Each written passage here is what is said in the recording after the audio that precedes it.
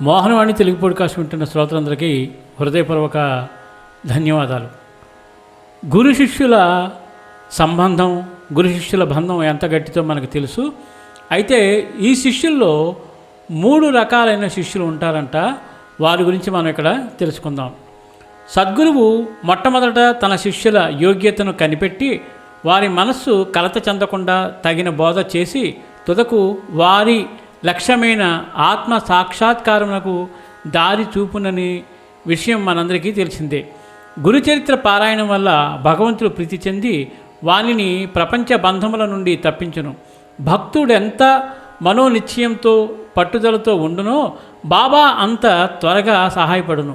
ఒకప్పుడు బాబా భక్తులను కఠిన పరీక్ష చేసిన పిమ్మట వారికి ఉపదేశము ఇచ్చును.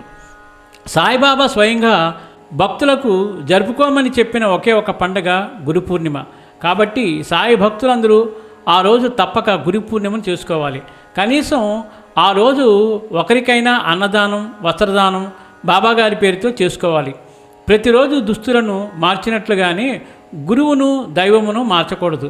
ఇప్పుడు వెలుగులో ఉన్నాయన్న అహంకారమే చీకటి పడినప్పుడు మనలను దుఃఖపరచును. శిష్యులు 3 రకాల వారు ఉంటారు. మొదట, గురు హృదయంలో భావాన్ని పసిగట్టి ఆజ్ఞాపించడానికి పూర్వమే దాన్ని నెరవేర్చడం ఉత్తమ శిష్యుల లక్షణం. 2, గురువాజ్ఞను తూచా తప్పకుండా పాటించేవారు మధ్యములు.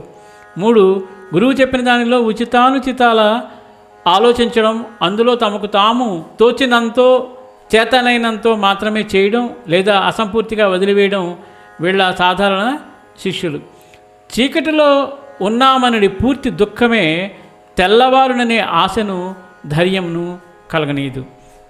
కాబట్టి ఏ శిష్యులైనా సరే మనము ఆ భగవంతుని మీద పూర్తిగా నమ్మి వారి యొక్క మార్గంలో గనక ప్రయాణం చేసినట్లయితే మనకి తప్పకుండా భగవంతుని యొక్క కరుణా కటాక్షాలు లభిస్తాయి. ఇంత అద్భుతమైన కథ విన్నారు కాబట్టి ఎక్కువ మందికి షేర్ చేసి మన ఛానల్కి ఎంతవరకు సబ్స్క్రైబ్ చేసుకోకపోతే ఇప్పుడే ఈ క్షణమే సబ్స్క్రైబ్ చేసుకోండి. సర్వేజన సుఖినో భవంతు, లోకా సమస్త సుఖినో భవంతు. ధన్యవాదాలు. స్వస్తి.